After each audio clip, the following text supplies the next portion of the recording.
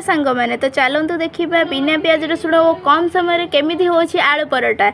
एथिपाई प्रथमे आम आलू को भलसे ग्रेट करके धोईदेबा। तापर अदा कंचा लंका आउ सुखिला लंका को भलसे छेची दबा। तापर तेल दे यहाँ गरम कर सारा पर जीरा और छेची रखि मसला को पकाई गोले दबा। एथिरे तापर आमे पकाइबा किछि गुंड मसला जेमति कि लूण लंका गुंड हलदी गुंड धनिया पाउडर जीरा पाउडर करी पाउडर ए सब को पकाई भलसे टिके भाजी दबा। भाजी होई गला परे काटिकी रखिथिबा आलू को पकाई एथिरे मिसेई कभर कर छाड़ी दबा सिझिबा पई। यह भलसे सिझी सारिबा परे आमे एथिरे धनिया पत्र और गरम मसला पकाई गोले दबा। तापर यह को काढ़ी रखिदबा ठंडा हेबा पई। ठंडा हो सारिबा परे यह को अट्टा गुळारे पुराई बेली दबा और बेली सारिबा परे ओलट पालट करी सेकी दबा।